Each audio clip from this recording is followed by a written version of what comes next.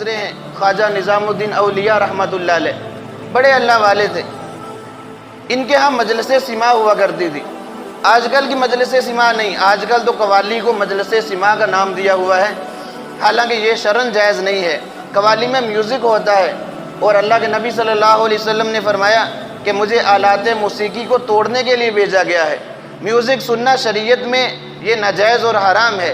صحابہ کرام کے واقعات میں آتا ہے اگر میوزک کی کہیں سے آواز بھی آتی، اپنے کانوں میں انگلی رکھ لیتے کہ کہیں یہ آواز ہمارے کانوں تک نہ پہنچے، اتنی زیادہ احتیاط کرتے تھے۔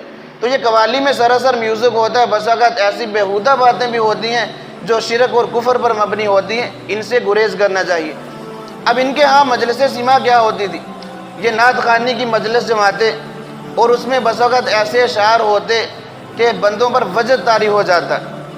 اب یاد رکھیں جب وجد طاری ہو جائے وہ بندہ اسلام کا مکلف نہیں رہتا، اس کو خود ہوش نہیں ہوتا کہ کیا کر رہا ہے، اور اسلام یہ نہیں چاہتا کہ کوئی بندہ وہ اپنی تکلیف سے نکل جائے، یعنی مکلف ہونے سے نکل جائے۔ اسلام یہ نہیں چاہتا، اسلام نے عقل اور شعور بخشا ہے، اس لیے اس مجلس کو ناجائز سمجھا گیا ہے کہ جس میں ایسی کیفیت طاری ہو جائے۔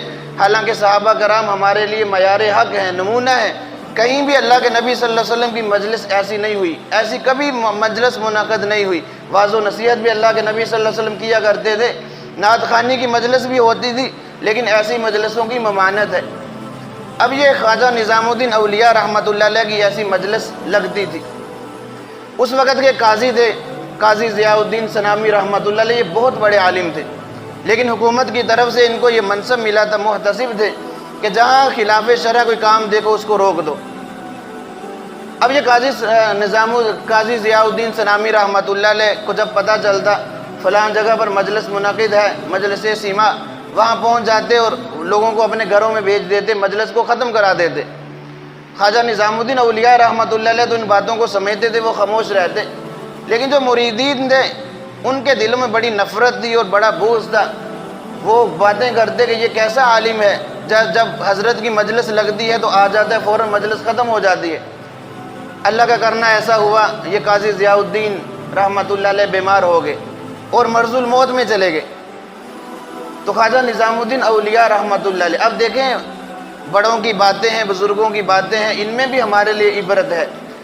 اگرچہ مریدین تو بڑے خوش تھے کہ وہ بیمار ہو گئے، مر جائیں گے، جان چھوٹ جائے گی، لیکن یہ خواجہ نظام الدین اولیاء رحمۃ اللہ علیہ انہوں نے ایسے نہیں نام کمائے، اللہ کے ولی ایسے نہیں بنے۔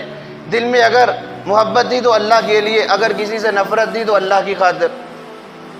اب یہ ان کے دروازے پر گئے تیمارداری کرنے کے لیے، تو دروازے پر جب دستک دی، اندر سے خادم باہر آیا، دیکھا کہ خواجہ نظام الدین اولیاء، بڑا نام تھا ان کا، سب کچھ جانتے تھے، وہ دروازے پر ہیں۔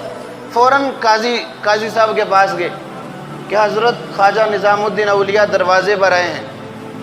اب یہ قاضی صاحب اللہ کے محبت میں، ذکر میں مشغول تھے، فرمانے لگے جاؤ خواجہ صاحب سے کہہ دو میں اب ملاقات نہیں کرنا چاہتا، آخری وقت ہے، اس لیے ملاقات نہیں کرنا چاہتا کہ ساری زندگی تمہارے ساتھ میرا ایک معاملہ رہا ہے، میں یہ نہیں چاہتا کہ آخری وقت میرے دل میں کوئی نفرت تمہارے خلاف بیٹھ جائے، کوئی کدورت آ جائے، میں اپنے رب کے ذکر میں مشغول ہوں، لہٰذا میں ملاقات نہیں کر سکتا۔